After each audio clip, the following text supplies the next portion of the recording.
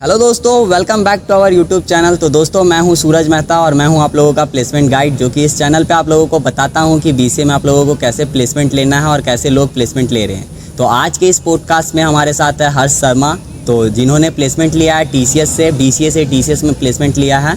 तो welcome back our channel. Thank you Suraj Mehta. तो हर्ष, सबसे पहले अपना इंट्रोडक्शन दो हमारे व्यूअर्स को कि तुमने कैसे बीसीए से टीसीएस तक का सफ़र को पूरा किया है।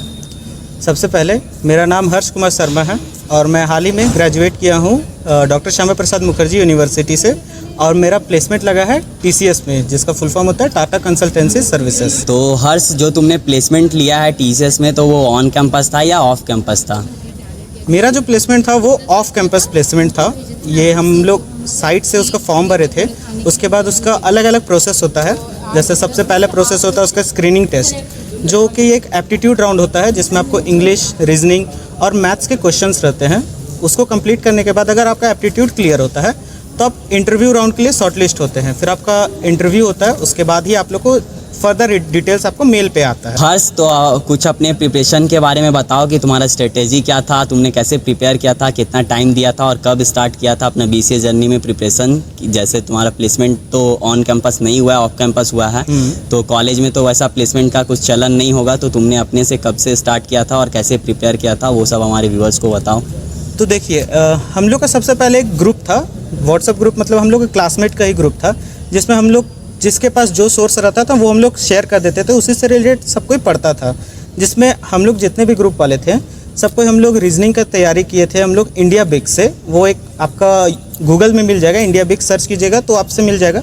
उसमें आपका हर एक चीज़ रीजनिंग का दिया हुआ रहेगा, जैसे लॉजिकल हो गया, फिर आपका रीजनिंग एबिलिटी हो गया, इंग्लिश हो गया, कोडिंग हो गया, सब कुछ रहेगा।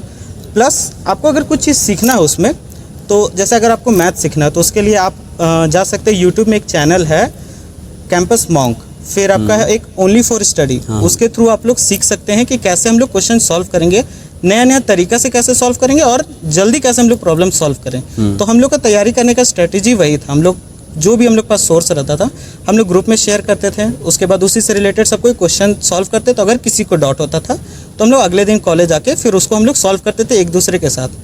तो यही हम लोग का स्ट्रेटेजी था पूरा। अच्छा, और हर्ष, तुमने इंटरव्यू के लिए कैसे प्रिपरेशन किया था? अपना इंटरव्यू एक्सपीरियंस बताओ, जर्नी बताओ कि क्या क्या हुआ था, क्या क्या पूछा गया, क्या क्या इंपॉर्टेंट रहता है बीसीए स्टूडेंट्स के लिए कि वो अपने इंटरव्यू के लिए पढ़े। देखिए, सबसे पहले बीसीए के लिए इंटरव्यू में ज़्यादा किसी को लोड लेने का दिक्कत नहीं है। बीसीए में आपको मॉडरेट लेवल ही इंटरव्यू होता है। जैसे मैं अपना बताता हूँ, मेरे से सिर्फ और सिर्फ मेरे प्रोजेक्ट से रिलेटेड क्वेश्चन पूछा गया था। जैसे सबसे पहले मुझे पूछा गया कि टेल मी अबाउट योरसेल्फ, जिसमें आपको अपने बारे में बताना है।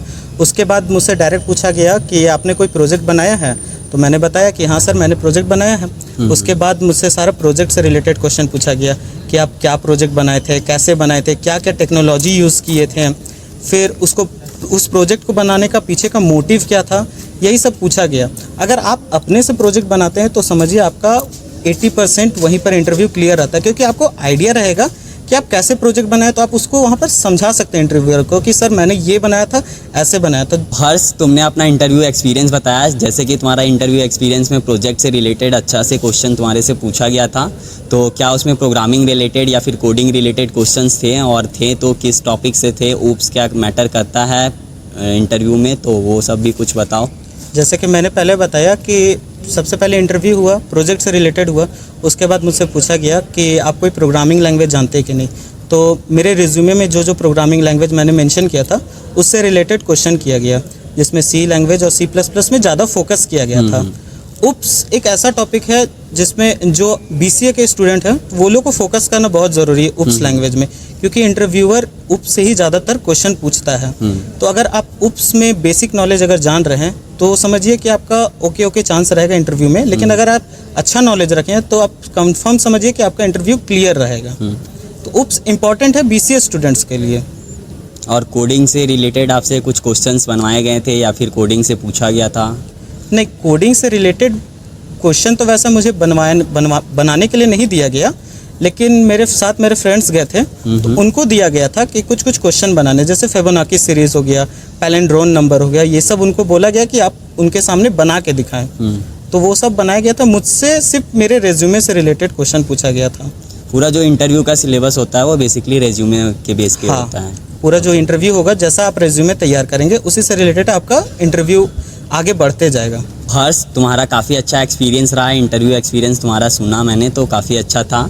तो हमारे व्यूअर्स जो कि BCA स्टूडेंट्स हैं तो उनको काफ़ी डाउट होता है कि कम्युनिकेशन और इंग्लिश कितना इंपॉर्टेंट है, क्या मैटर करता है इंटरव्यू में, या फिर कंपनी में आगे कितना मैटर करेगा कि अगर मेरा इंग्लिश ठीक नहीं है, कम्युनिकेशन स्किल्स ठीक नहीं है तो इंटरव्यू के पर्पज़ से कितना मैटर करता है, वो अपने एक्सपीरियंस से तुम बताओ। देखिए, मैं आपको आपके व्यूवर्स को यही बताना चाहता हूँ कि अगर आप टेक फील्ड में घुसना जा रहे हैं तो आपको इंग्लिश अपना स्ट्रांग रखना होगा, क्योंकि बिना इंग्लिश का टेक फील्ड में आप सर्वाइव नहीं कर पाएंगे, क्योंकि आपको अलग अलग क्लाइंट से डील करना पड़ता है। कभी कभी आपको फॉरेनर क्लाइंट से भी आपको डील करना पड़ेगा, तो वहाँ पर मीन ऑफ कम्युनिकेशन सिर्फ एक ही रहेगा, वो आपका इंग्लिश रहेगा। तो अगर आपका इंग्लिश ही अगर वीक रहेगा तो आप कम्युनिकेट नहीं कर पाएंगे, प्लस इंटरव्यू राउंड में ही आपको शॉर्टलिस्ट कर लिया जाएगा, मतलब आपको पहले ही हटा दिया जाएगा अगर इंग्लिश स्ट्रांग नहीं रहा तो हर्ष, जैसे कि तुमने BCA डिग्री कंप्लीट किया है तो अगर कुछ तुम्हारे तरफ से टिप्स हो BCA स्टूडेंट्स के लिए कि उनको क्या करना चाहिए क्या नहीं करना चाहिए तो हमारे व्यूअर्स को उसको भी बताओ अपने जर्नी के हिसाब से।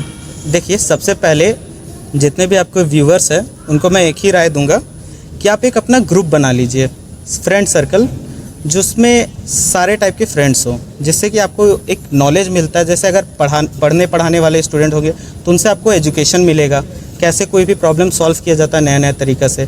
अगर कोई को करिकुलर एक्टिविटीज़ के फ्रेंड्स होंगे उससे आपको पर्सनालिटी बिल्डिंग का ऑप्शन मिलेगा, जैसे आप वो लोग से आपको नए नए चीज़ सीखने के लिए मिलेगा कि आप अपना पर्सनालिटी कैसे दूसरे के सामने आप खुद को प्रेजेंट कर सकते हो, आपका बिहेवियर उसमें चेंज होगा। अगर आप ग्रुप बनाते हैं तो समझिए कि आपके लिए वो सबसे बेनिफिशियल चीज़ है आज के टाइम पे। तो यही टिप्स है मेरे तरफ से कि आप ग्रुप बनाइए और अपना तैयारी अपने लगन से एकदम करते रहिए जोरदार। तो thank you Harsh for coming. Thank you Suraj Mehta. तो अगर कोई हर्ष से कनेक्ट करना चाहता है तो इनका लिंक्डइन अकाउंट आपको डिस्क्रिप्शन में मिल जाएगा। तो आज के लिए इतने ही दोस्तों, मिलते हैं फिर से एक नई वीडियो में, तब तक के लिए बाय बाय।